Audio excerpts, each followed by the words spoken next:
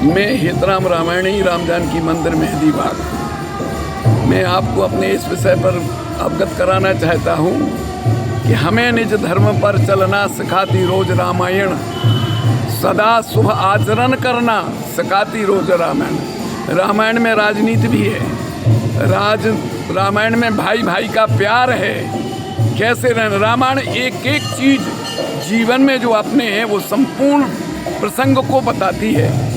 रावण को राजनीति के विषय पे राम जी ने कहा सीता जी को वापस लाओ, रावण को छोड़ देंगे हम, जाओ कह आओ उससे अंतिम शंकर सुवन हो तुम, समझाओ। लेकिन रावण को राजनीति समझाने के लिए साम दाम दंड भेद 4 नीतियां अपनाई हनुमान जी ने और कहा कि रावण मान जाओ तुम लंका के राजा बने रहोगे। रावण बोला मैं तो पहले ही से हूँ। बोले पहले से लिख रह नहीं पाओगे, बने रहोगे यदि राम के पास चले जाओगे तो।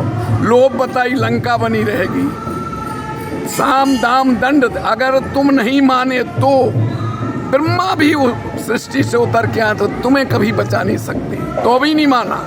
तो उन्होंने कहा हनुमान जी ने कि ये तो 3 चीजें तो गोल ही हो गई, हमारे जो धर्म की थी वो 3 गायब। तो उन्होंने कहा क्या बचा? बोले भेद नीति बची। तो रावण जब हनुमान जी को पकड़ के आया, पकड़ के बुलाया तो मेघनाथ लेके आया तो कहा कि मारो पीटो इसको। तो उन्होंने कहा इतने विभीषण आगे बोले नीत विरोध ना मारी ये दूता, नीत के विरोध है कि दूत को मारो। बोले तो क्या? बोले जो दंड देना हो तो दे दो। तो उनने कहा कि हनुमान जी ने सोची दंड वाली बात आ गई। अगर रावण को याद आ गई कि मेरी बहन की नाक कान काटी थी, बंदर की काट लो। रावण तो हनुमान जी सरस्वती महारानी से प्रार्थना करने मैया बचा लो, नहीं तो जे नाक कान ही काटे। सो उन्होंने अपनी पूंछ ली और चूमने लगे, बार बार चूमे। रावण ने देखा कि इसकी पूंछ चूम रहा है जी, इसलिए इसका प्यार पूंछ से है।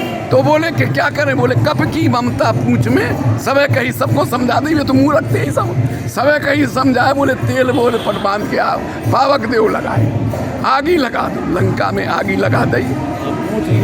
और दोनों सुनो, लंका में आग लगा दी, लंका जल गई और विभीषण को घर पूरा बच गया।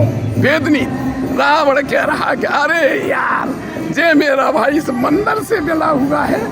तो उन्होंने मारी लात और विभीषण को बजा दिया। इस दृष्टांत से ये कहना चाहते हैं कि संपूर्ण चीज हम और आज तक आप लोग ध्यान नहीं देते। रामायण का एक एक शब्द आपको अपने जीवन में उतारने योग्य है। सदैव रामायण के अर्धालियों को पढ़ना चाहिए, ज्ञानार्जन करना चाहिए। बोलिए राम राजा सरकार की जय, मेरे मेहंदी बाग सरकार की जय, गुरुदेव की जय। हाँ, वेदांत भक्ति के सभी दर्शकों को मेरी ओर से सबके लिए सीताराम नाम महाराज की जय।